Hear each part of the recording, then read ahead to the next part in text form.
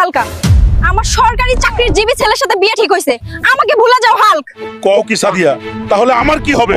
সেটা তো আমি আর জানি না, এরকম সরকারি চাকরি করা ছেলেকে তো আর হাতছাড়া করা যাবে না। তাছাড়াও তুমি তো বেকার, তোমার মতো ছেলেকে বিয়ে করে আমার কি হবে? সাদিয়া, আজ আমি বেকার হতে পারি, কিন্তু কয়েকদিনের মধ্যেই তো আর থাকবো না, তাই না? না হাল্ক, তোমার সাথে সম্পর্কে থাকা আর সম্ভব নয়।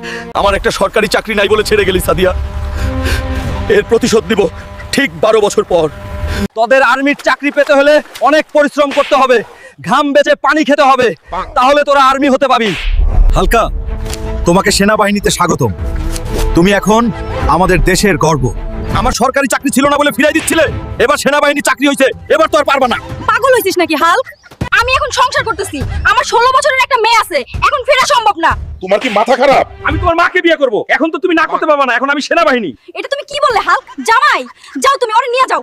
দেখো না বন্ধুরা, কিভাবে চাকরি দিয়ে গার্লফ্রেন্ডের মেয়েকে নিয়ে আসলাম। ভিডিওটি ভালো লাগলে লাইক, সাবস্ক্রাইব আর কমেন্ট করে বলো আই লাভ আল্লাহ।